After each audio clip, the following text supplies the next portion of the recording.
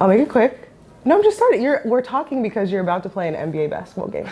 Yeah? Okay. Not tonight, I'm not. No. Not tonight. Soon. But soon. Very soon. Very soon. What are some of the emotions that come to mind for you, Joe, as that looms?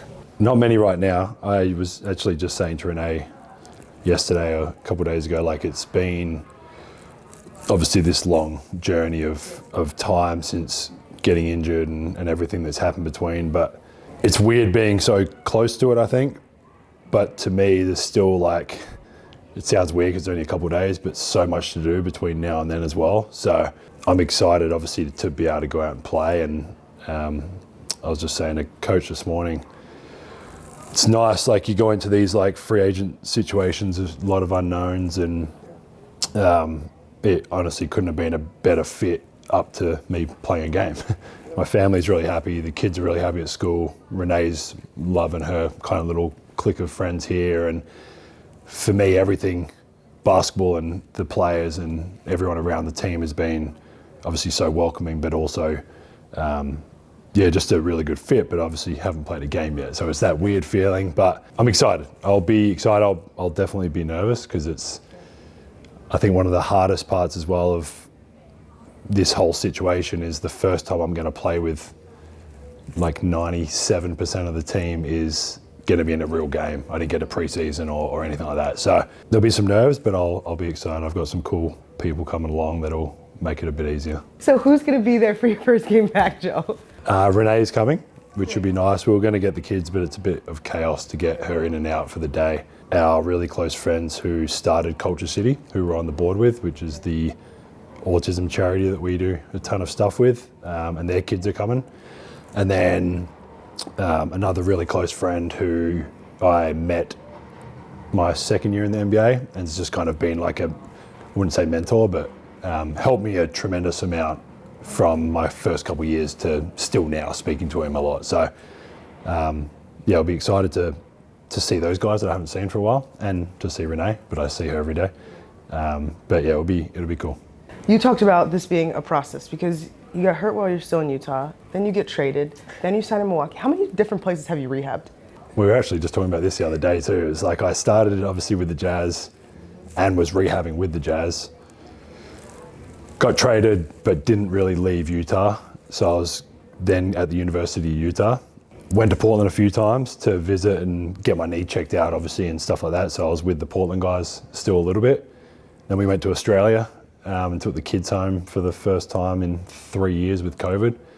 So then was rehabbing with someone different then in Melbourne. Went back to Utah, packed up the house once we knew kind of where we'd signed. Then went to San Diego, where we usually base ourselves, and that was kind of the first time meeting some of the Bucks guys. They came down, and then obviously moved to Milwaukee. So there's been a lot of people involved. There's a lot of people post Monday that I'll have to thank for help. It's a weird process being like injured, traded, don't know if you're going to stay with that team, free agency. But obviously the Jazz took unbelievable care of me while I was there, after I did my knee.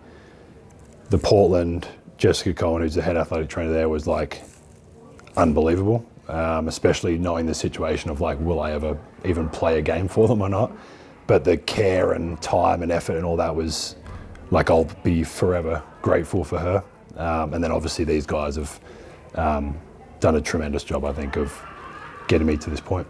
With the Bucks are Michael Davey, who's one of the strength coaches, and assistant coach Patrick St. Andrews. Are they like your best friends now with all the time that you've put in with those two? They are. I've spent way too much time with them both, more with Wiz, Mike, we call him Wiz, but Mike Davies. I mean, a part of the decision of coming here was like the Australian, not necessarily being Australian, it helps, but obviously wherever I was going to go, I needed or wanted a really good medical team, and it was a big part of the decision. And I mean, I think it speaks volumes of the time frame of me being able to come back. And it's funny because we've still taken it pretty precautiously, and we've done and I've had to tick way too many boxes than I've wanted to tick, but I've kind of gone through the process, and Wiz and I have spent way too much time together. But again, like Jessica, there's people obviously here with this organization that have come in on every night and day to help me and to get extra stuff in and travel with me and be there from kind of not day one, but like day one of me being with the Bucks. So yeah, built some pretty cool relationships in a short time here. Casual fan knows about your ability to shoot the ball. I think an even more detailed fan may know about your ability to create and find your open teammates. Did you know that? I did know that. So you're a detailed fan? I work. I don't know if I can call myself I think I'm supposed to know that. And then wait, let's go one step deeper though. A lot of the coaches, when I ask the coaches about you, is how smart you are. Oh. Yeah, that's on the court. Yes, on the court. Sarcasm off the court, smart on the court. What have you picked up from this group by just watching these 20 plus games? Like, what do you notice is the identity of this Bucks team?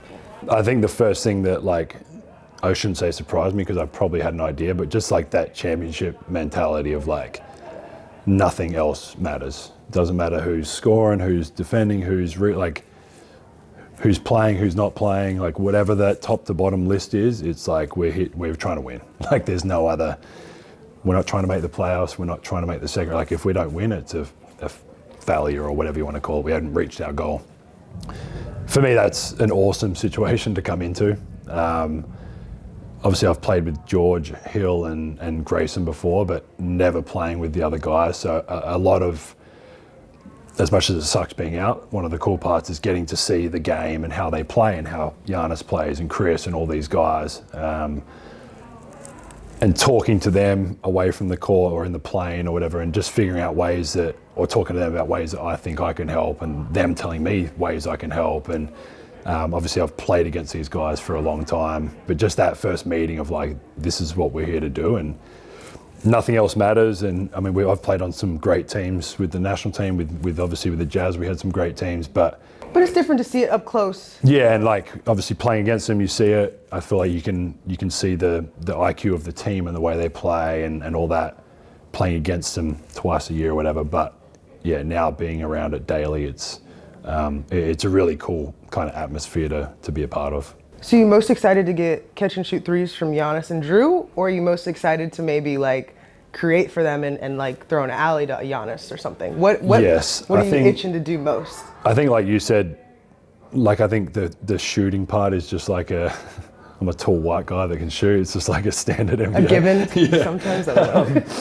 Like since my first professional year when I was 17, I've always thought my best attribute to a team was the playmaking, was creating for others, getting other guys involved, and I guess making it easier or somewhat easier for the likes of Giannis or Chris or Drew or Donovan, Rudy, whoever I've played with. So I think guys that I've played with up to date, I think guys that have obviously known me and seen me play would probably agree with that, and that I have made it easier for some guys. I think me and Rudy's obviously our connection, pick and roll was something that was pretty hard to guard, and obviously now to do that with Giannis and Brooke and I mean Chris at Ty, there's so many different lineups and things we can do with this team. But yeah, my like watching the games, just seeing different actions and situations where I think I can really help in that creating for, I mean Giannis and Chris now, that kind of core group of guys put so much pressure on themselves to lead our team and do all that, and I think I can come in and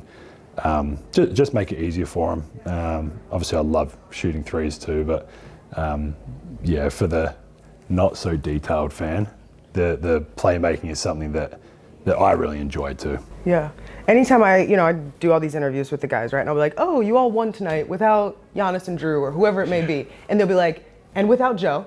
They make a point to always say like, oh, that's nice of them. Yeah, I just want to know what you thought of that. I didn't know if you knew that, but No, your teammates always didn't. make it a point to say, hey, we're playing without Joe too. I didn't know that. I don't really follow you guys, so. It's okay. But I've now told you that. What do you think?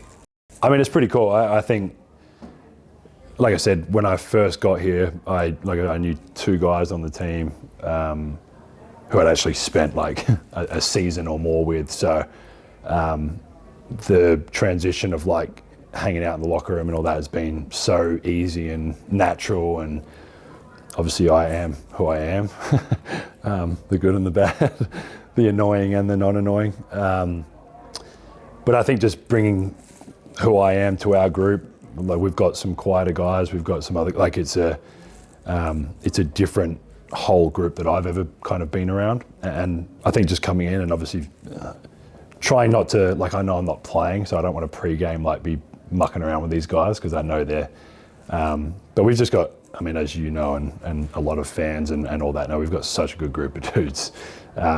It's a special group, and I think how easy it was to fit into the locker room, and obviously now more recently doing some practices and just kind of getting out there a little bit.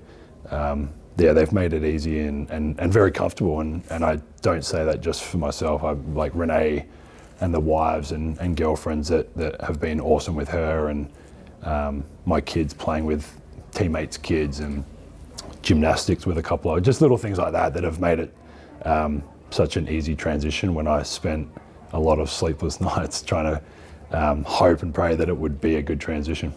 Where does the sarcasm come from? Because I've met Renee and she's very nice. I know your wife. I'm just wondering. I'm also very nice. I'm just wondering where does the jokester? I don't know. Joke I think come I've from? always, obviously I am who I am. Like I don't really try and hide that or anything. From a basketball standpoint, I think I've always played better and enjoyed it more. Like I think when that kind of stuff stops, that's like time to head home. Yeah. Brett Brown, one of my old coaches, used to say, like, just finding that fine line of like I said, like I'm not gonna. Giannis is getting ready for a game. I'm not going to go give him like a wet willy or something like that. Like I probably would. Just after the game. After the game for sure. But I just like to have fun. I think a part of that, like I realise how lucky we are and I am with my lifestyle, and I've got an unreal family, and I get to play basketball for a living, and we're lucky, as tough as some it is, and how like even my last 12 months has been brutal, but I'm still pretty lucky in the scheme of things. I'm very lucky in the scheme of things. So just trying to have fun with it, and obviously one day I'll be old and grumpy and fat, and just look back on it and know that I had fun doing it, and yeah, I don't know. I appreciate that. It's good. I just want Bucks fans to get to know you a little bit better. That's all. They will when I get my first tee on Monday. They're waiting for that. Hopefully not on Monday. Sorry, referees. I love you guys. Thank you, Joe. That's it? That's it. It's harmless. That was a little brutal.